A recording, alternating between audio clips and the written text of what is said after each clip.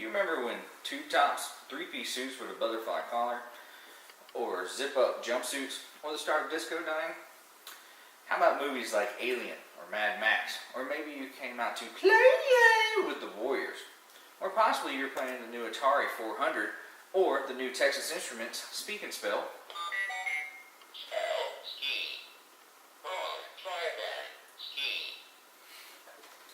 Well, if you're like me, you don't remember these fashions or movies or toys that came out during this year until later.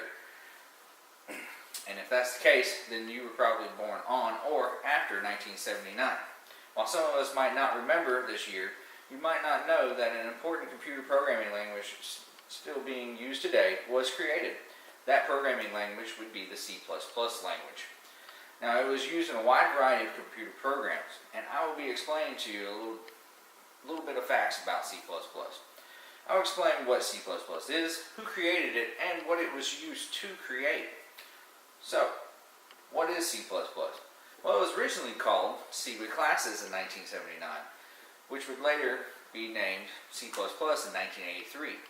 It is a general-purpose programming language that is derived from the C language. The C language, along with the Unix operating system, was created by Dennis Ritchie while working at AT&T Bell Labs in New Jersey during 1969 to 1973. According to an article written by Peter Pietromonaco in Poptronics, C++ is sometimes known as the better C.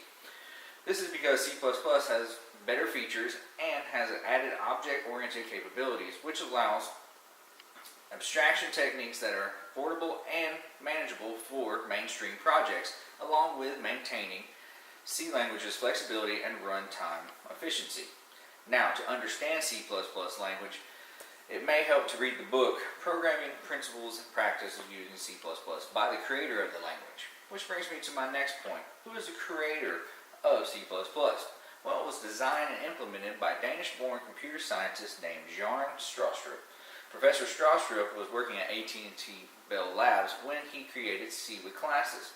Professor Stroustrup came up with the idea while working with Simula, which was a language that fit the needs for all domains, not just your businessman or engineer like COBOL or Fortran. He took the classes from Simula language and combined with the power of C language, and he got C++. Throughout the years, he's earned many achievements and honors due to his development of C++.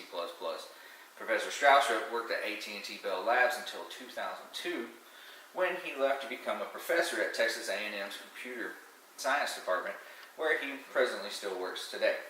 Professor Stroustrup has been the author of several books and papers on the subject of C++. Thanks to him, we now have a lot of the programs and applications we use in everyday life because of this language. This brings me to my last point. What has C++ language been used to create? Well, it's been widely used in the creation of operating systems and applications that we use today. According to Professor Stroustrup, operating systems like Microsoft Windows, Apple Mac, and Google Chrome all were created using C++ language. Most of your mobile phone and other devices, operating systems like Apple iPhone, iPod Touch, iPad, Google Android, and BlackBerry are all created with this language. If you use any Office products like Microsoft Office or Adobe Systems, then C++ helped create that too. Maybe you use web browsers like Microsoft Internet Explorer or Mozilla Firefox to help gain access to the internet. And then C++ was used to help create those browsers. How about social media? Stay in contact with family, friends, co-workers like Facebook and LinkedIn. Well, C++ had a hand in that too. I could keep going on, but there's just too much out there that C++ has touched to help create.